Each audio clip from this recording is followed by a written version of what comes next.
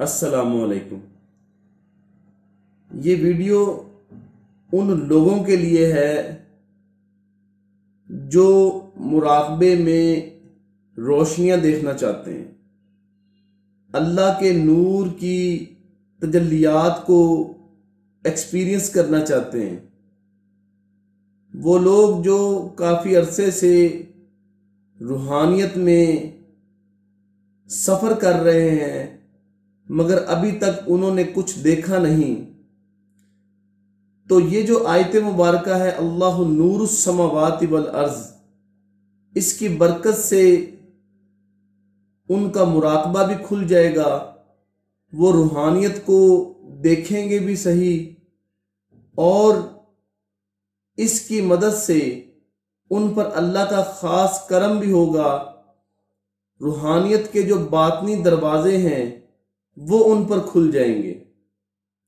یہ ایک سینے کا بہت بڑا راز ہے جسے آج آپ کے سامنے میں بتانے لگا ہوں۔ اگر اس آیت کا ترجمہ یہ لیا جائے کہ اللہ زمین و آسمان کا نور ہے،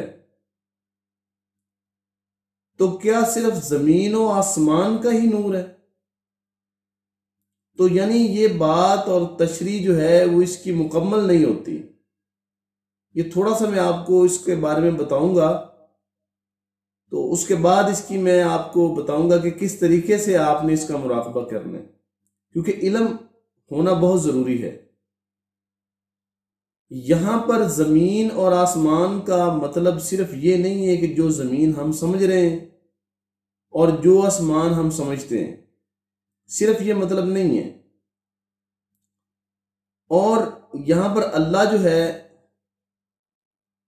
اسم اللہ، اللہ کی ذات، اللہ کا نام، وہ اس آیت کی شروع میں موجود ہے۔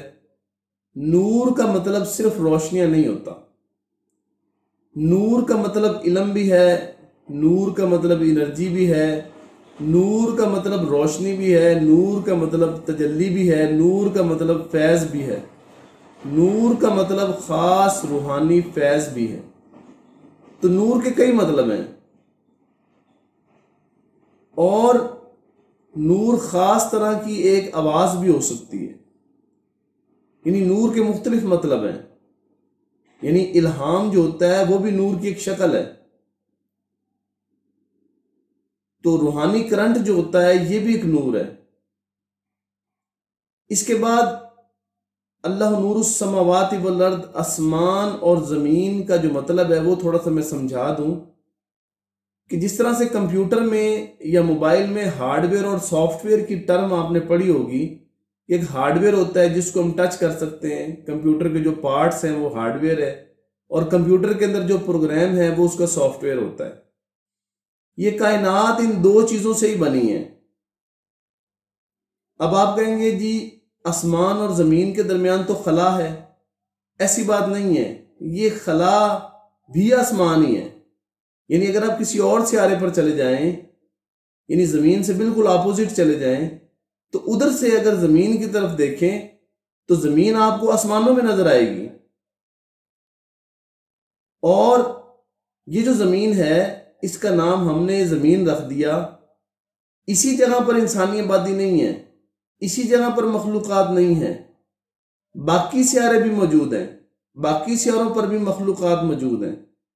جہاں جہاں مخلوقات ہیں، جہاں جہاں جاندار اور بے جان چیزیں موجود ہیں، وہ ہارڈ ویئر کی شکل میں ہیں۔ اس کے لیے انہیں پلیس چاہیے۔ وہ پلیس کوئی ستارہ ہو سکتا ہے، کوئی سیارہ ہو سکتا ہے، کوئی پلینٹ ہو سکتا ہے، کچھ بھی ہو سکتا ہے۔ تو وہ پلیس جو ہے وہ ہارڈ ویئر کہلاتی ہے، وہ ارض ہے۔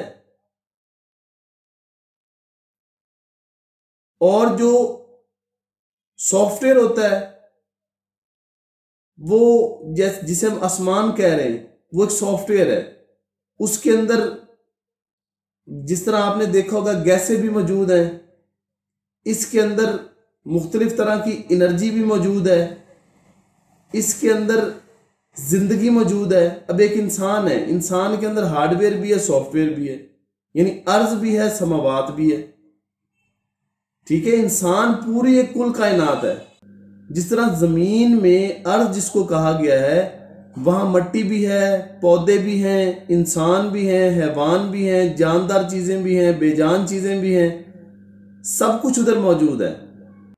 تو جس طرح یہ سب چیزیں ارض کے اندر موجود ہیں، یعنی یہ ہارڈ ویئر ہے، اسی طرح سافٹ ویئر کے اندر انرجی بھی ہے، نہ نظر آنے والی چیزیں، وہاں علم بھی ہے، ہماری روحیں بھی ہیں، یعنی مختلف طرح کی چیزیں جو ہے وہ یہ کائنات دو چیزوں کا سب سیٹ ہے، ہارڈ ویئر کا، سافٹ ویئر کا، ارض کا اور سماوات کا۔ بے شمار مرتبہ قرآن پاک میں یہ دو ٹرمز آئی ہیں کہ اللہ کا نور جو ہے، یہ اللہ نے کوئی حوالہ دیا ہے، کوئی بات کی ہے تو زمین و آسمان کے حوالے سے بات کی ہے۔